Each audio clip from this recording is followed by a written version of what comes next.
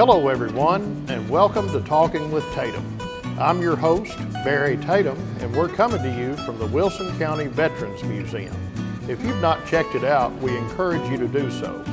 We're here today because my guest is David Tomlinson. David is a veteran, and we're going to talk about his service and about his farming. In 2017, he was inducted into the Wilson County Agricultural Hall of Fame. We'll talk about that and much more. Now, welcome to Talking with Tatum. All right, David, good morning. Good morning, Judge. How are you? I'm fine, sir. Thank you for coming out. And as we mentioned in the promo, you're a veteran and also a recent inductee into the Agricultural Hall of Fame. But you've got an interest in life. You've lived here your entire life. So why don't we go back to the very beginning? Tell us a little bit about yourself, where you grew up, your parents, and so forth. Well, my mother and father were Frank and Nettie Tomlinson. My dad was a lifelong farmer. My mother taught school for 42 years in Wilson County. I was born in a little house pretty close to Lock 5 on the Cumberland River. Okay. And the Corps of Engineers bought our property and we had to move upland. So we moved up to Centerville. And I've been there 63 years, and I graduated from Lebanon High School, and I met my wife that summer, and we're still together. Well, that's we're doing good. That's awesome. Now you mentioned that y'all had a farm that was taken by the lake when Old Hickory Lake was. That's right. And how long had your family been in Wilson County? My great-great-great-grandfather came here in 1784. Really? That's right. And is that the same home place that? No, I live a mile and a half from the original settlement. Okay. And so you grew up out in Centerville, you said. That's right. A little bit north of Taylorsville. Taylorsville. We're Okay. northeast of Lebanon, about 6.5, 7 miles. And did you go to the Taylorsville school I out there? did 1 year. That was in 1955. That was the last year it was operating. And then Then I went to Conway School over on the end of Philadelphia Road off of Beasley's Bend Road. Went Yes, sir. there six years. And then I started high school in 1962 and graduated in 1966. And kind of went in partners with my dad, and I kind of got started. And by the time I got everything rolling pretty good, Uncle Sam pointed his finger at me and says, "I want you, boy." So I went and did that, and came back and been farming ever since. So when you say you and your father went into partners, y'all were farming. That's right. And what were y'all growing back then in the mid-60s? A little of this, a little of that, hogs and cattle, and tobacco and corn, wheat, soybeans, tomatoes. Big garden. Everybody had to have a big garden back Right. then, you know. And so it was good. We had everything kind of rolling along, and then we had to kind of put a stop to it there for a couple of years. And he trudged along, and he was getting in bad health, and he trudged along, did the best he could.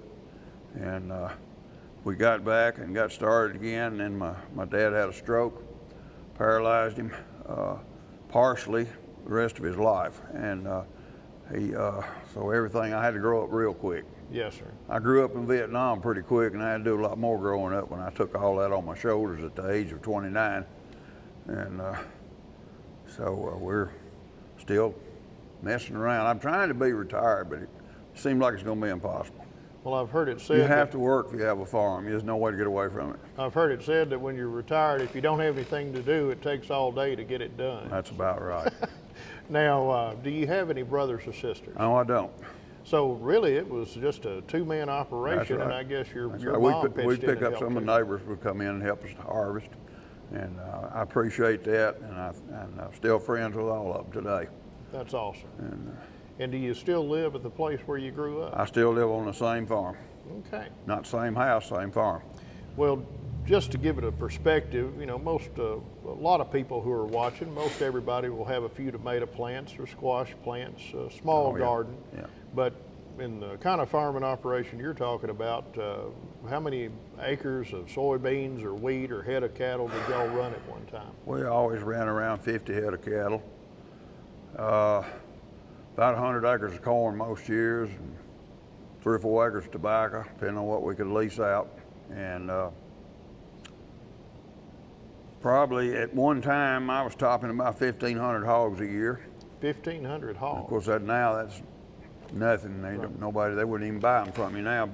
But that was quite a bit at one time to be in Wilson County. Yes. And, we had all the small animals, chickens, and all that stuff, you know. And as time went on, that stuff kind of disappeared. Yes, sir. And I've had as high as about 900 acres of soybeans at a time, and that was back in the day. And as time moved along, we had to kind of change with the times. Yes, sir.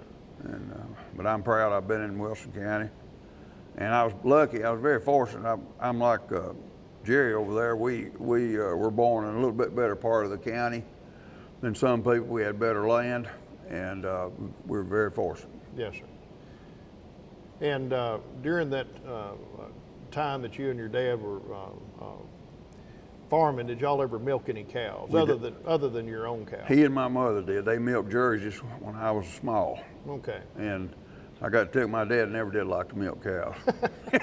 But he told me I said, Daddy, how long are you going to do that? And he said, you know, son, when we get that note paid off, the Jerseys are going to go and something else is going to move in.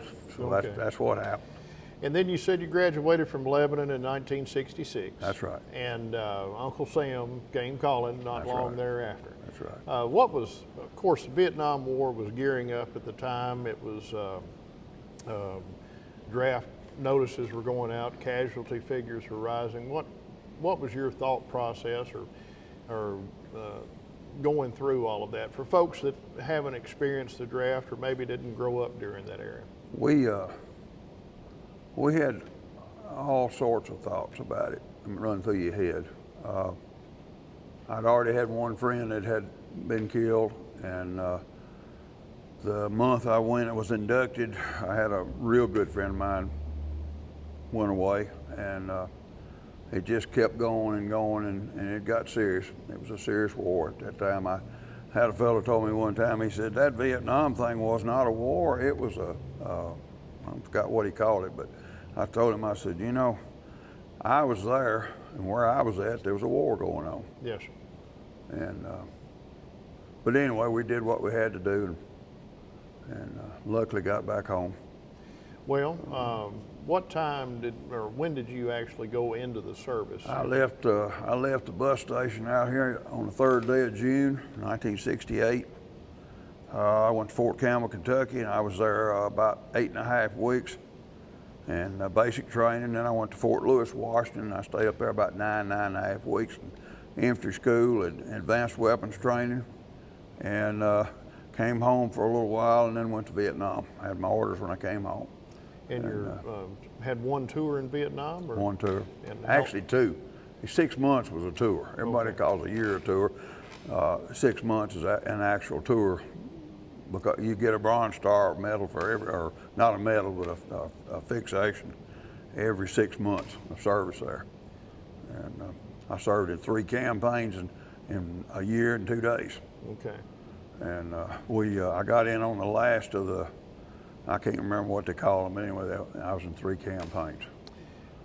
But during your time, you went to Fort Campbell, then Fort Lewis, Washington, and then shipped out to Vietnam. But you were wearing the Stetson that indicates that you were in the Air Cavalry. That's right. And what unit were you with over there? I was fortunate.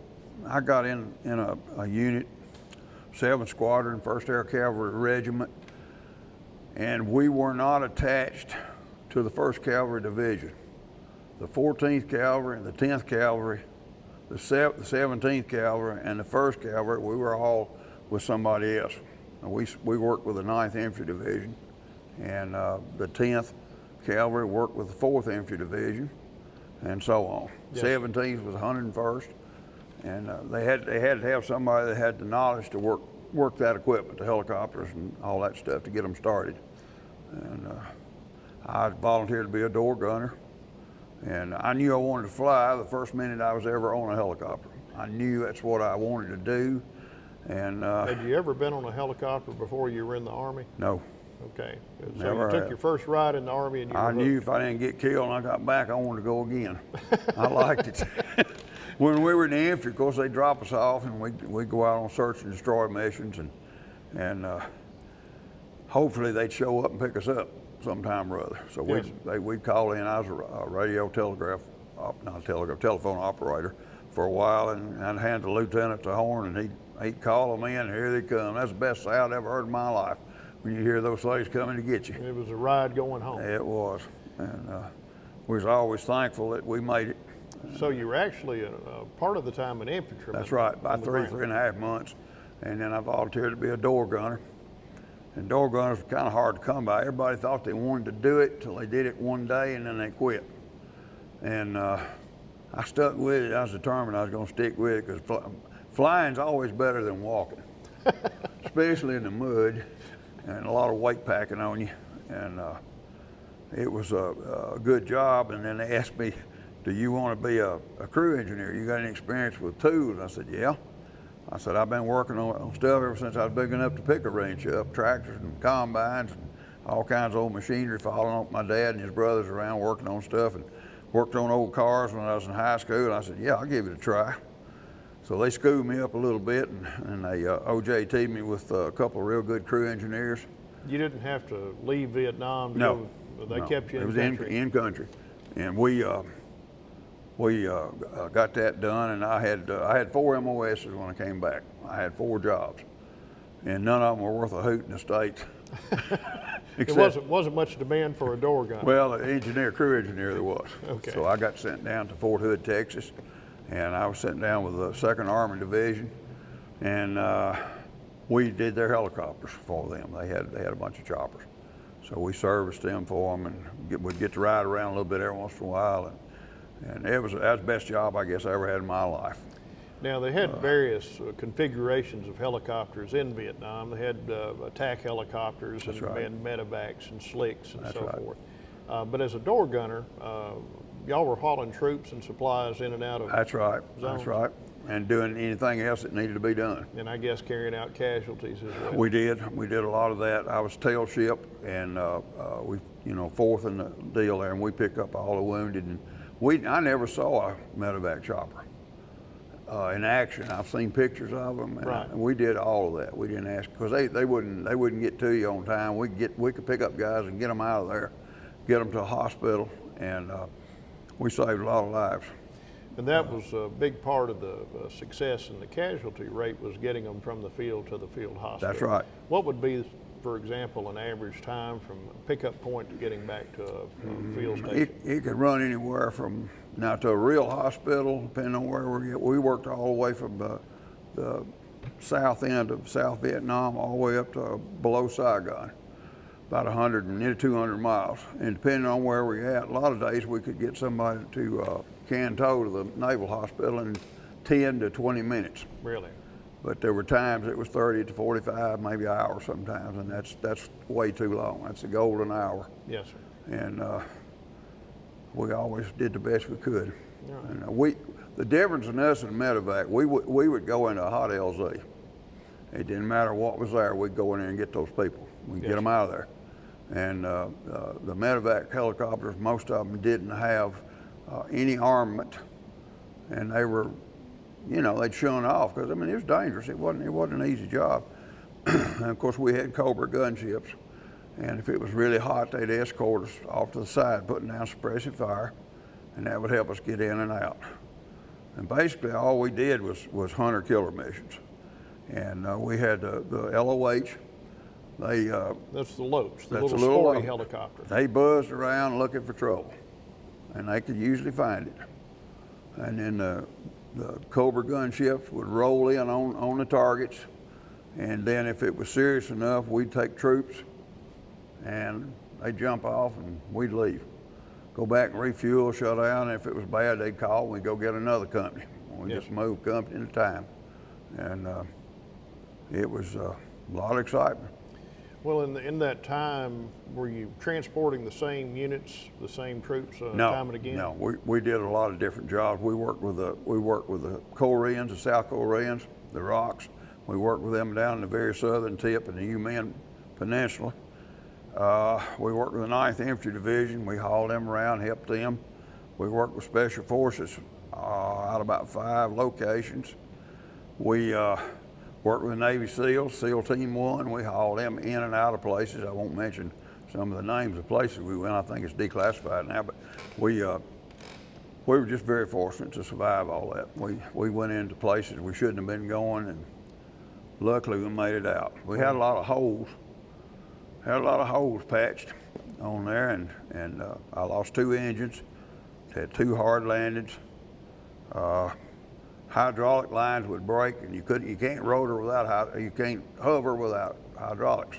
So we'd slide in on PSP, and you look out the door and you see the sparks rolling off, and you say, uh-oh, this doesn't look good. Yes, sir. But we always made it. Well, were you injured yourself over there? Not much, a little bit here and there. Okay. Had a little small stuff. Okay. Very fortunate.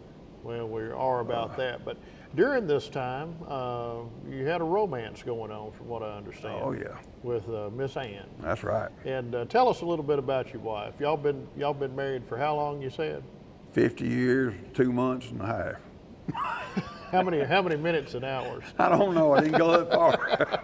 But she's not from here. No. And she's from actually Illinois, I believe. That's right. And That's how did y'all wind up meeting? Well, we knew about each other for quite a while before we met. And Mr. Robert Speck, one of my best friends, he and my father-in-law, another one of my best friends, they were buddies on the USS Indiana, World War II, for about 2.5, almost 3 years, all over the Pacific. And of course, they always visited. About every 2 years they'd get together, and it was just a hoot to sit and listen to those guys talk. I mean, they told stuff that make anybody shudder, the Yes. things they tell you. Right. They survived one of the biggest typhoons ever in the Pacific. And of course, in the invasion of Japan, they were there when they were there when the bomb went off, the bombs. They actually were trying to look at that, and they told them to look away. It might burn their eyes. Yes. But they were there when that was going on, and then later on when the soldiers started going in, they were there. They talk about all that stuff, and matter of fact, I have a piece of the deck of the USS Indiana, a little piece of wood. Ann got it at a reunion they went to, and that ship, of course, they had to do away for radiation. Yes. It was covered up in radiation. All those ships were, and. So her father would come down to visit with Mr. Speck. Oh yeah, they had me and Joel Speck, one of my best friends. We'd sit there and listen to them talk, and I thought, oh boy, this is something. It's amazing the things that they would talk about. And I guess she caught your eye, or you caught hers. We just had that look. You know what I'm talking about. I know you do. We did, and we dated for about a week while she was down here, and she went back to college, and I went back to work, and we talked and wrote letters, and we decided that, well, I didn't ask her till I got there. I was going to ask her to marry me. I knew I was. And probably I should have waited till I got back from Vietnam. It was hard. It was awfully hard on her. The women never get any recognition. They need hats. They need calf hats too, because they probably may have had it worse than we did at times. And I know it was a terrible worry on them and my parents. All my parents were just, and I would be too, But it all worked out, and she got a job down at K.O. Lester for about a month, and she went over to Ross Gear to be interviewed, TRW. She went over and they interviewed her, and they hired her right there on the spot, and she stayed there 47 years. Now, did she grow up on a farm in Indiana? She did. Okay. About a 1,200-acre farm in Carlisle, Illinois. So it wasn't a culture shock to go into a farming family here? No. She'd never been around tobacco harvest, but that was all new to her. But yeah, she handled it. She stayed with me, and we worked hard. And we had, like everybody else, we had some bad years. We had years when it didn't rain, and sometimes, it rained too much and all that stuff. But we survived it, and I'm thankful every day. Yes, sir. For what the luck and the fortune that I've had having a good wife. It would stick with me. Yes, sir. Most of my friends, we have a reunion somewhere in the United States every year, 7th to the 1st. And half the guys, maybe not half, probably a third of them have had one or two or three wives. The wives would get fed up with them and leave them. And it was because of PTSD. Yes, sir. We did not know what PTSD was. We knew that there was something wrong with us, but nobody would tell us. I know I slept for years. I slept with my hands. I'd hold the back of the bed trying to hang on. And finally I'd drift off, and you know, I did that for years and years. Laid awake half the night and had to get up and work. And if I'd just had somebody to talk to me. And David, you were mentioning that coming back from Vietnam for years, that you would grip the bed just to keep from falling. Yeah. And recognize now that that was PTSD. I think so. We just didn't know what to call it. We knew there was something wrong, but we were all somewhat embarrassed about it because Yes. we hated to say, I need a little help. We just didn't do that. Cow people we didn't ever need any help. Right. We were invincible, and I suffered with it, and I'd have fits of depression, sometimes a little bit. Yes, sir. Then I'd lose my temper, totally uncalled for. And I know that broke up, thousands of marriages failed because of PTSD. In the Army or the Department of Veterans Affairs didn't offer a lot of help. No, they back didn't then. offer any help. They just brought us back, turned us out, and that was it. Yes, sir. And nowadays, I hope they're doing more. Yes, sir. I hope they're sending them some kind of classes and talking to them and telling them what they may be experiencing. But we had no idea what was going on. Yes, sir. It was just all of a sudden your mood would change completely. And it made you wonder if you had any sanity left at times. And I know lots of people went through that. And there's still old people going through it out there that have never gone and asked for help. Talking about from World War II and from Korea. Yeah, those guys, all they ever had was like maybe one person or two that they could talk to about how they felt. Right. And it had to be somebody pretty close when you open up like that. Right. And I just hope that these conflicts and wars that we're in now today, I hope that we can help all these young people, and they'll have a lot better life. Well, as far as young men and women that are coming back from deployments, I mean, the United States has been involved in overseas now for the better part of 2 decades. Right. And you've had families that have gone through multiple deployments. What would you recommend for a young veteran, man or woman? What would you say about them reaching out? Who could they talk to, or in your experience, what would they need to do? American Legion, VFW, VA? Yeah, if they didn't, excuse me, if they didn't do it before they left the service, then they're going to have to go through Vietnam veterans or DAV. DAV does a good job. Of course, our local people. Yes, sir. They'll help you get started if you don't know where to go. That's the first place to go if you don't know what to do. Go to your county seat and seek out help. And somebody will tell you where to go and what to do.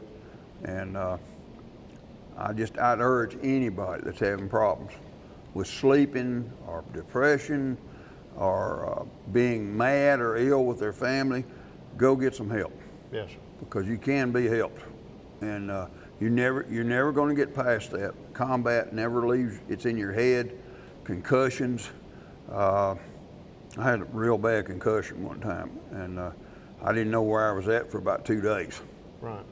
And they didn't even take me to a doctor. Back then, if you weren't maimed in some form, you weren't injured. Right. Just got your bell rung. There's a lot of people had some serious injuries, and of course, you played sports, you did that too, football and whatever. Right.